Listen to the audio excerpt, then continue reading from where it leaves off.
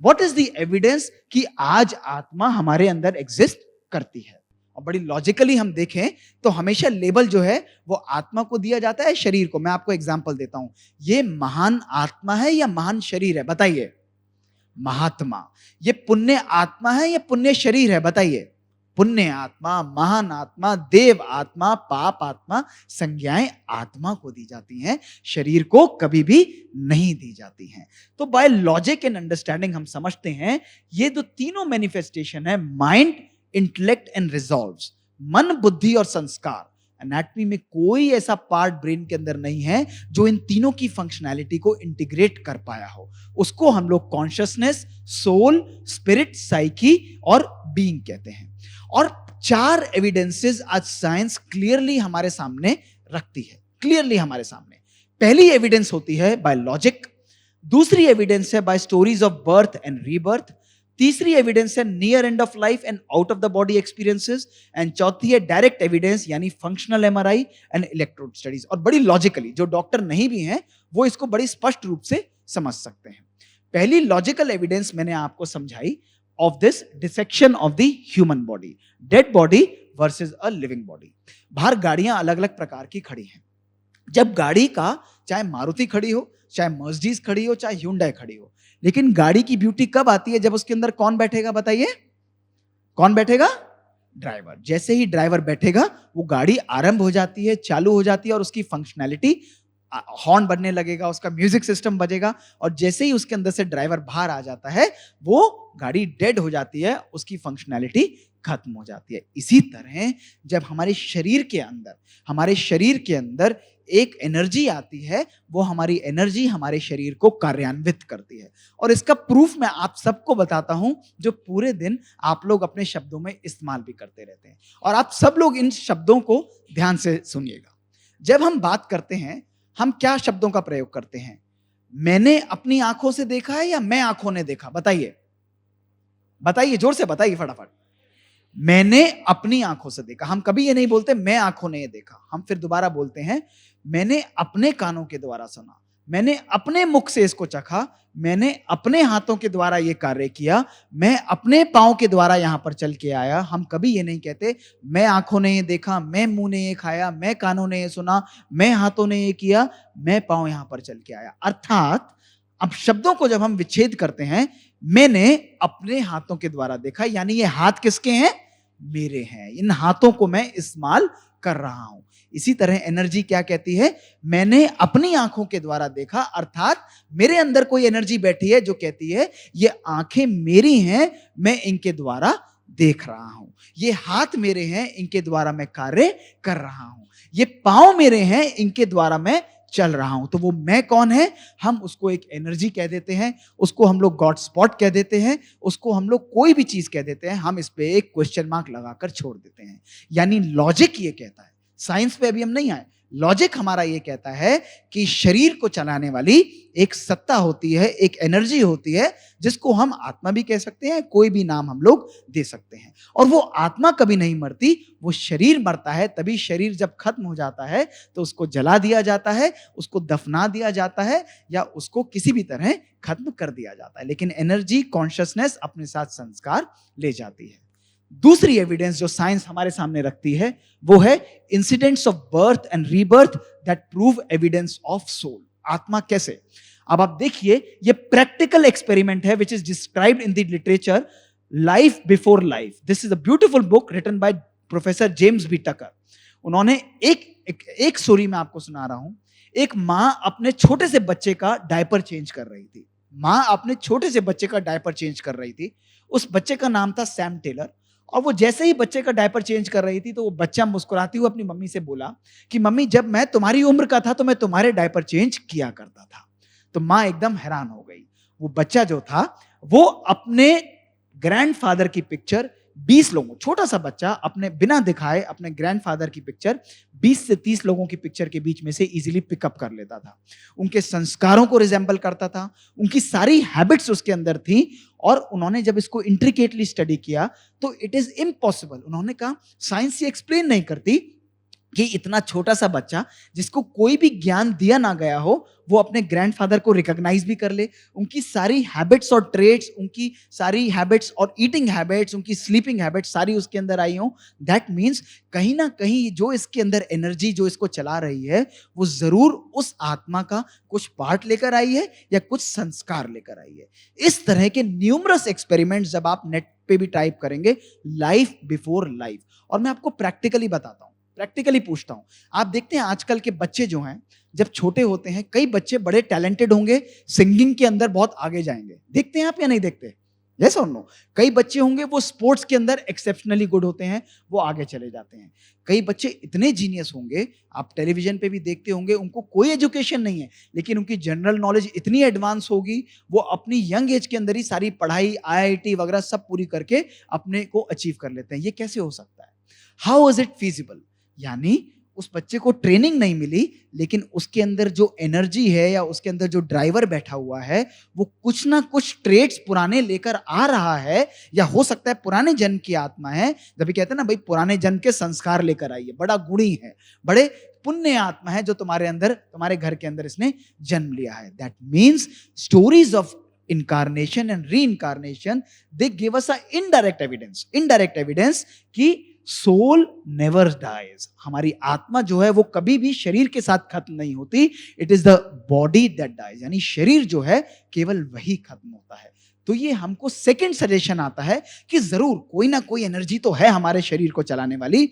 अभी भी हम इसको प्रूव नहीं कर पाए, लेकिन स्ट्रॉन्ग सजेशन है कि आत्मा एग्जिस्ट करती है। तीसरी एविडेंस पर हम लोग चलते हैं, जो आती है out of the body and near end of life experiences. आप बिलीव नहीं करेंगे, ये रियल स्टोरी है। 2014 के अंदर हार्वर्ड यूनिवर्सिटी के एक टॉप न्यूरोसर्जन जिनका नाम था डॉक्टर एबेन अलेक्जेंडर। आप 2 साल पहले इनसे कभी सोल की बात करते या कुछ भी बात करते, कहते ये सब हेलुसिनेशन है, I don't believe in this. 2014 के अंदर इनको बैक्टीरियल मेनिंजाइटिस हुआ ब्रेन का। बैक्टीरियल मेनिंजाइटिस के बाद इनको unbelievable out of the body experiences हुए, and this is the most credible account that he confirms of that the life after life exist. यानी आत्मा का क्लियर एंड डायरेक्ट एविडेंस इन्होंने स्ट्रांगली सजेस्ट किया, and he has been practising neurosurgery in America for last 25 years. जब bacterial meningitis इनको हुई, जिसके अंदर हमारा ब्रेन प्रैक्टिकली इनका डेड हो गया था, the chances of survival that were given to his family were less than 1%। उसके बाद जब हीलिंग इनकी हुई, नेचुरल हीलिंग इनकी हुई, तो इन्होंने डिस्क्राइब किया कि when he was in coma for 7 days by severe bacterial meningitis, he experienced a vivid journey into what he knew was after life, visiting both heavenly and non heavenly realms. After returning to his body, he gave a miraculous healing, experiencing a miraculous healing against all odds. He wrote a beautiful book called Proof of Heaven, और इन्होंने इसमें बताया कि experience of after life, यानी मेरी आत्मा का जो एक्सपीरियंस था, it was so real and expensive कि living in this human age on this earth seems like an artificial dream in comparison to what was the journey of soul. This was the experience of a 50-year-old neurosurgeon जो आत्मा में कभी believe नहीं करता था। उन्होंने ये भी बताया, the fabric of afterlife, यानी जो उसका चोला था, that was of only pure love. और इसकी क्रेडिबिलिटी को साइंस के अंदर पॉइंट और काउंटर पॉइंट से स्टडी भी किया गया, और इसको अकाउंट किया गया कि this was the most credible account of the existence of soul ever describe by anybody in this earth, जिसको साइंस ने clearly last year psychology association के अंदर एक्सेप्ट भी किया। दूसरा एक्सपीरियंस जो हुआ, डॉक्टर माइकल सेबम ने मिशिगन यूनिवर्सिटी कैलिफोर्निया यूएसए के अंदर एक अनयूजुअल सर्जिकल प्रोसीजर कर रहे थे, जिसके अंदर बेसिलर आर्टरी एन्यूरिज्म को उन्होंने एक्साइज करना था, यानी ब्रेन के अंदर एक एन्यूरिज्म था, उसको उन्होंने सूचर करके बाहर निकालना था। उसके अंदर उन्होंने complete hypothermic cardiac arrest patient को दिया, बॉडी टेम्परेचर को लोअर कर दिया गया, उसके ब्रेन को कंप्लीटली ड्रेन करके ब्लड से आउट कर दिया गया, ब्रेन वेव्स जो हैं वो खत्म हो गई, और जब उसको दोबारा सर्जरी के बाद होश आया, तो उस व्यक्ति ने अपनी सारी ऑब्जेक्ट्स और सराउंडिंग्स और सर्जरी को step by step clearly doctor के आगे रख दिया कि आपने इस समय पर ऐसा किया, इस समय पर ऐसा किया, बीच में मुझे अरेस्ट भी हुआ था, उस समय ये हुआ। ना केवल ये, जब इस व्यक्ति की सर्जरी चल रही थी, इस सर्जरी के दौरान इसने ये भी बताया होश में आने के बाद कि मेरी सर्जरी के टाइम में मेरे कजन ब्रदर की डेथ भी हुई है, उसको भी कंफर्म किया गया, that was absolutely right. Now when the body is absolutely dead, what is the energy that is able to experience all these things? Maybe consciousness, maybe soul, maybe spirit, और maybe हम इसको कोई भी entity कह सकते हैं. But again it goes on to prove that, और इसको क्लियरली एविडेंस के रूप में अलग अलग साइंटिफिक स्टडीज के अंदर सब्सटैंशिएट भी किया गया और इसको क्लियरली एक्सेप्ट किया गया कि yes, there is a entity that can exist outside the body. यानी एनाटमी ऑफ बीइंग, आप देखिए हम लोग बॉडी के बीच में फंसे रहते हैं, लेकिन एनाटमी क्लियरली बोलती है कि एनाटमी जो हमारे शरीर को चलाने वाली है वो एक साइकोलॉजिकल पावर है. फोर्थ एविडेंस जो डायरेक्ट एविडेंस सोल के बारे में आती है वो है बाय इलेक्ट्रोड एक्सपेरिमेंट्स, जिसमें उन्होंने फंक्शनल मैग्नेटिक रेजोनेंस इमेजिंग की. जो कार्मेलाइट नन्स थी और योगीज थे, उनके अंदर उन्होंने इल्यूमिनेशन स्टडीज की, यानी योगा के अंदर उन्होंने देखा कि कौन सा ऐसा एरिया है जो ब्रेन के अंदर सबसे ज्यादा इल्यूमिनेट होता है या उस पूरे बॉडी का फोकस ऑफ कंट्रोल उधर आ जाता है.